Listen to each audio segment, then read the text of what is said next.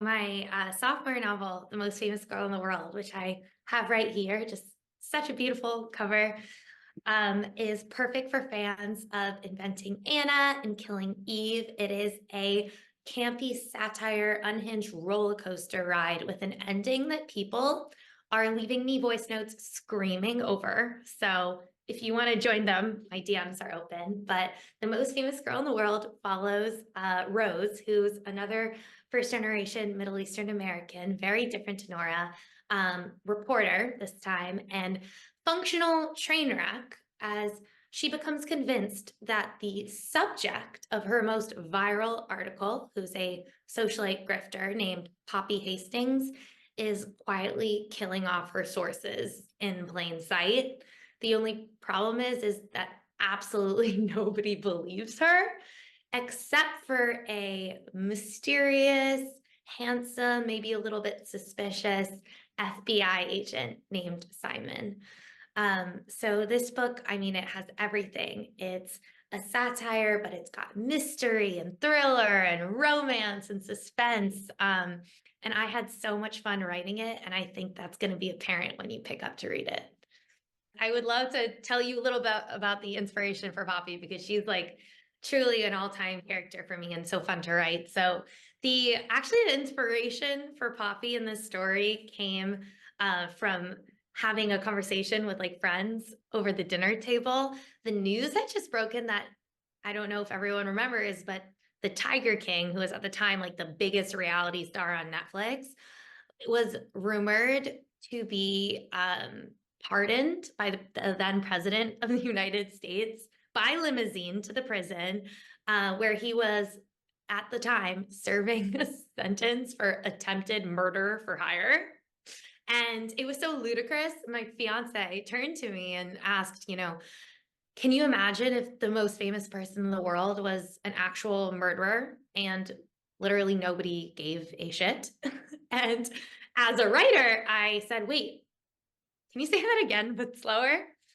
I wrote it down. Immediately, the wheels in my brain started turning.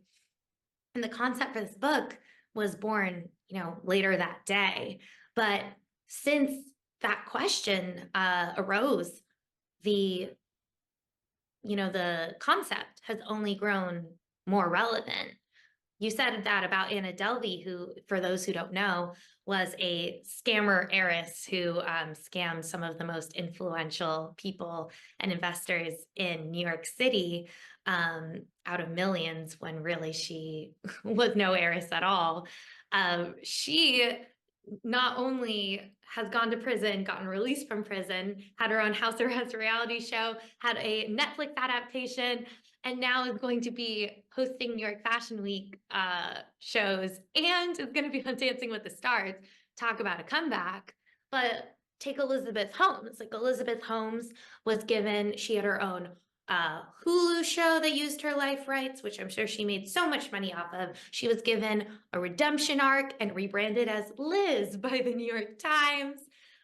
Another relevant name is Gypsy Rose Blanchard, who is being sort of rebranded as this diva icon and is going to be giving birth to her second child soon. She's got so many interview requests. She's going on popular podcasts, like more than ever. America seems obsessed with like anti-heroines, women's wrong, and like the lore behind people's ill-fated decisions. So I wanted to ask with Poppy Hastings, who is sort of my version of this, how bad can we go before it becomes good character is, how far would a charming, interesting, charismatic celebrity con have to actually go to permanently turn public opinion against them?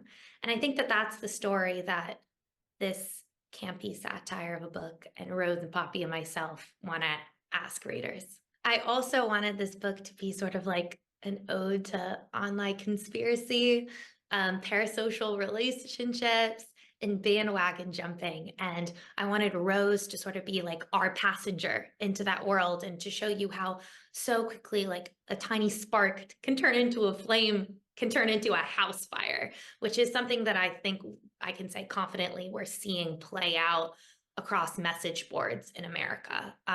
So I had a lot of fun showing perhaps the more like humorous, navel-gazy side of online hysteria, but then also the more dangerous sides, which can really impact our mental health and our relationships with our family and our friends. And I also took to other forms of medium to allow that to play out in the book. Like if you flip through the pages of The Most Famous Girl in the World, you'll get prose, but you'll also see like Reddit threads, Instagram comments, people fighting over email, Google search results. So I really wanted readers to not only be in Rose's head, but feel like they were maybe catching a fever and along for the ride too. So it's my second book set in New York City, and I am born and bred New Yorker. I've lived here my whole life, and a lot of people told me that 100 Other Girls felt like a fantastical, almost dreamscape version of New York. And I really enjoyed writing New York almost brick by brick as I've experienced it from my youth to my adulthood. So almost making it feel like the backdrop of a fantasy novel. And I really loved talking about how the different neighborhoods are impacted by the different people and cultures who move throughout them. My protagonist of my debut novel, Nora, has a bit of a like people watching problem. So she's constantly using the people that she's looking at and observing and taking notes on to as forays into different areas and using them as like cultural conduits. So that was very cool for me to write. Most Famous Girl in the World, not the exact same experience. This time we're living in the head of Rose, who is in some ways an interloper. She is a transplant. She moved here from Ohio. And while I never think she's going to leave New York, she's one of those New Yorkers who is going to complain about everything, but it's part of what makes her more of a New Yorker. She is living in Clinton Hill, which she calls Clinton Hell. I think that's not a jab at the neighborhood, but more so her terrible apartment, which she found on Craigslist. But she is a little bit more overwhelmed by the city and the people and the noise and the filth and the gossip and the the air quality. There's not one thing that happens in front of Rose that she can't find a detail to take a jab at. So it was very fun for me to write a character like her, not only because she's so different than me and I sort of like still look at New York with rose-colored glasses, but know so many people who see New York way more as from a realist point of view, who love it, but know that there's a lot about the city that they wish they could change. But then also it was fun to give her more of a character arc when it came to her relationship with the city, allow her to appreciate more about her neighborhood and about the people who she connects with. And I think that she comes to appreciate a lot about Clinton Hell by the end. I don't know if she'd call it Clinton Heaven, but it definitely starts to feel more like home for her. And personally, I love the idea of my characters being in the same subway car and never knowing it. And that's the beauty of New York, is you never know who you're sharing a subway car with.